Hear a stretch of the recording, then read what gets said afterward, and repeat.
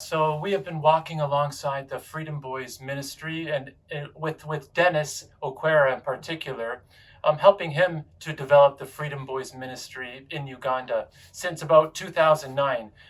When they really just first began under a mango tree with meeting with the boys who live on the streets in Soroti, playing games with them and just building relationships with them.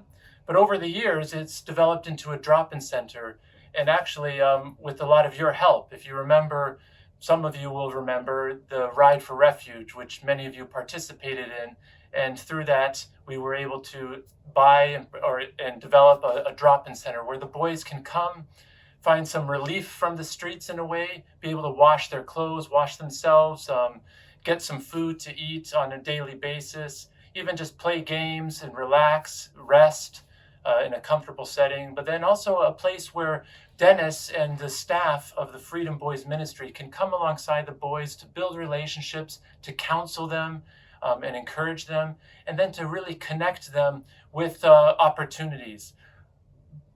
The best opportunity, of course, to resettle them back with their families or relatives, or with other people who are willing to take them in, but also to get them back into school, get them with vocational training, provide them with counseling, and a big part of it all is with discipleship. So the Freedom Boys ministry has been going on for a number of years in this capacity, and a number of boys have gone through their programs, have been reintegrated with their families, have gone back to school, and many of them are actually now leading successful lives. They've developed skills and been given capacities to start their own businesses. But then when Uganda was hit, like the rest of the world, with the coronavirus, they went right into a pretty strong, harsh lockdown. And so the boys who were living on the streets at the time were forced to get off the streets. Like everyone else, they had to get off. And they were quite brutally forced too by the police, beating them off the streets or arresting them.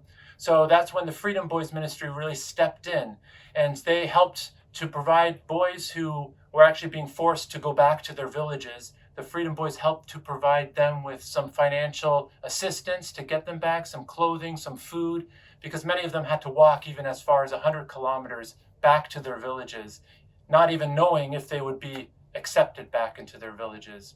You know, the reason why many of the boys are on the streets is because of domestic violence at home, or parents have died.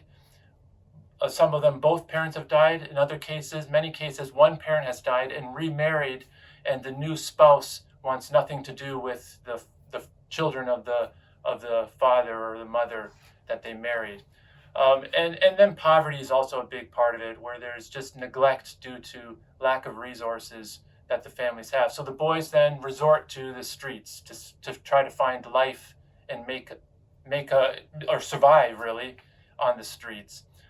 So yeah, a bunch of the boys, like about 30 boys, were forced to go back to their villages. So the Freedom Boys stepped in to kind of help facilitate that. But then there was as many as 35 boys who had nowhere to go.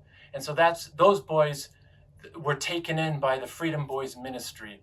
And they were provided housing, a safe place for them to stay, 3 meals a day, regular daily programmed activities, including sports, games, and also discipleship and training.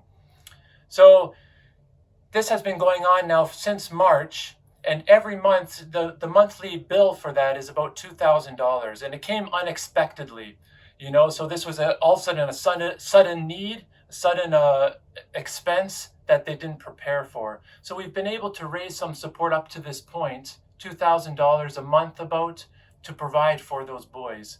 And as much as it's been in the sense, a burden, it's also been a huge blessing for the ministry, because it's fast-tracked a lot of these boys to get off the streets. 35 of these boys, and now they're working towards resettling them, reintegrating them back with their families, which is also a process and takes time, which also costs money. And they budgeted and calculated about $8,000 for those boys, 35 boys, to work on their reintegration, which includes, you know, making connections with the families, involving community and church leaders in those villages so that the boys are effectively cared for and ensured that they're properly cared for. It also includes regular follow-up as well. So the funds are needed, $2,000 a month while the boys are in care during the lockdown, and then $8,000 afterwards, or in the midst of, for trying to get the boys resettled back into their communities. Any support, any assistance with that financial need for the Freedom Boys Ministry would be greatly appreciated.